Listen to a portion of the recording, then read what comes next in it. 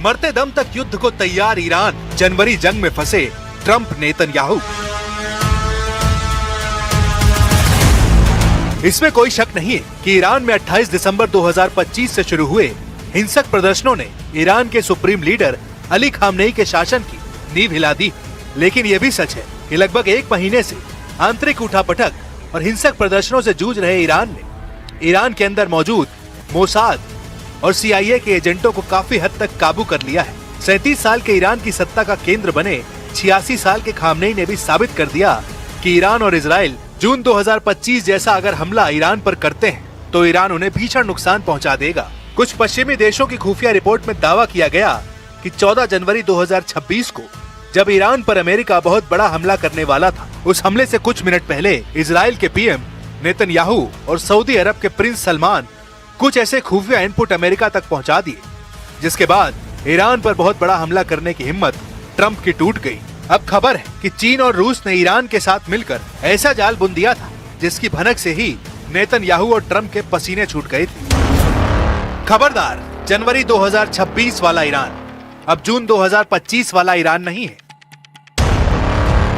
अगर अमेरिका और इजराइल मिलकर ईरान पर अगले कुछ घंटों या दिनों में हमला करते हैं तो इस बार ईरान युद्ध जीतने के लिए नहीं बल्कि अपने दुश्मनों के वजूद तबाह करने के लिए जंग करेगा। जो खबरें आ रही हैं उसके मुताबिक सुप्रीम लीडर खामनेई और उनके कमांडरों ने जिस रफ्तार और तेजी से ईरान के अंदर और ईरान की सरहदों पर अपनी आक्रामकता दिखाई है, उससे ट्रंप और नेतन्याहू भौचक्के रह गए हैं।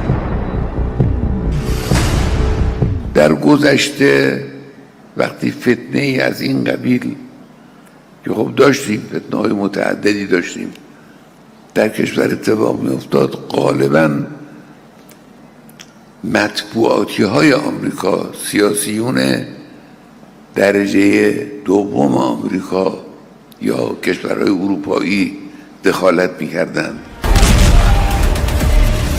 जून 2025 में जिस तरह से 12 दिन के युद्ध में अमेरिका और इजराइल ने मिलकर ईरान को घातक नुकसान पहुंचाया था, उस ईरान ने अब जून 2025 के हमलों से सबक लेते हुए रूस और चीन की मदद से ऐसी घातक तैयारियां पूरी कर ली हैं। अब इजराइल और अमेरिका ईरान पर हमला करने से पहले 100 बार सोचेंगे। सबसे पहले आप ये जान लीजिए कि ईरान को रूस और चीन के हथियारों से जंग लड़ने की कैसी ताकत मिल गई है।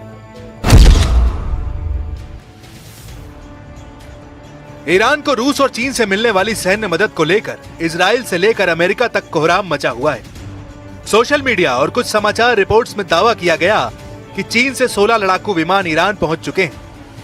ये दावे कितने सच्चे या झूठे हैं, इस पर पुख्ता तौर पर कुछ नहीं कहा जा सकता है, लेकिन इतना तय है कि इस वक्त रूस और चीन मिलकर ईरान को एक ऐसा सुरक्षा कवच देने में जुटे हैं जो उसे अमेरिका और इजराइल के भयानक और तूफानी हमलों से बचने में मदद कर सकता है। ईरान ने रूस से 48 सुखोई और 35 लड़ाकू विमानों का सौदा किया था। हालिया लीक हुई सैन्य दस्तावेजों के मुताबिक रूस इनमें से 16 विमानों का पहला बैच तैयार कर रहा है। खबर यह भी है कि चीन अपने सीधे तौर पर J-20 या J-16 विमान ईरान को नहीं दे रहा है, लेकिन वह ईरान को HQ-9B एयर डिफेंस सिस्टम और उन्नत ड्रोन तकनीक की आपूर्ति कर चुका है। सोशल मीडिया पर चल रही खबरें रूस के 16 विमानों के बैच और चीन की तकनीकी मदद को मिलाकर पेश की जा रही हैं। रिपोर्ट्स के मुताबिक रूस का उन्नत S-400 एयर डिफेंस सिस्टम अब ईरान में तैनात किया जा चुका है। यह अमेरिका और इजराइल के लिए सबसे बड़ी चिंता है, क्योंकि उनके स्टील्थ विमानों को भी ट्रैक कर सकता है। रूसी कारखानों में ईरान के लिए 16 विमानों पर काम चल रहा है। ईरानी सांसदों के अनुसार अगले 2-3 महीने के भीतर इनका पहला हिस्सा ईरान की वायुसेना में शामिल हो सकता है। वहीं चीन ईरान के साथ सैटेलाइट डेटा साझा कर रहा है। इससे ईरान को इजरायली और अमेरिकी गतिविधियों पर नजर रखने में मदद मिल रही है। कुछ रिपोर्ट्स में यहां तक दावा किया गया रूस के राष्ट्रपति पुतिन और चीन के राष्ट्रपति शी जिनपिंग ने ईरान को इस बार जबरदस्त मदद करने का मन बना लिया है। 14 जनवरी को डरा था अमेरिका, नेतन्याहू पर ईरान का खौफ। कुछ मीडिया रिपोर्ट्स में दावा किया गया कि 14 जनवरी 2026 को आखिरी वक्त पर अमेरिका और इजराइल ने ईरान पर भीषण हमले का प्लान पूरी तरीके से रोक दिया था। रिपोर्ट में दावा किया गया कि ईरान ने अपनी जंगी चाल और खौफनाक इरादों से इजराइल और अमेरिका को चौंका दिया था। ईरान की जंगी तैयारियों से अरब दुनिया तक सहम गई थी। 14 जनवरी 2026 को अमेरिका और ईरान के बीच युद्ध की स्थिति बेहद करीब आ गई थी। रिपोर्ट के मुताबिक 14 जनवरी 2026 को अमेरिका ईरान पर एक बड़ा सैन्य हमला करने की कगार पर था, लेकिन अचानक स्थिति बेहद गंभीर हो गई। कतर में स्थित अमेरिकी एयरबेस अल उदैद और बहरीन से अमेरिकी नेवी की 5वीं फ्लीट को अलर्ट पर रखते हुए खाली कराना शुरू कर दिया गया था, जबकि ईरान को इस हमले का पूरा यकीन था, इसलिए उसने अपना एयर स्पेस को पूरी तरीके से बंद कर दिया था। रिपोर्ट में दावा किया गया कि अमेरिका के राष्ट्रपति ट्रंप को हमला करने से ठीक पहले ऐसे 2 फोन कॉल आए थे, जिसके बाद ट्रंप ने ईरान पर हमला तुरंत रोक दिया।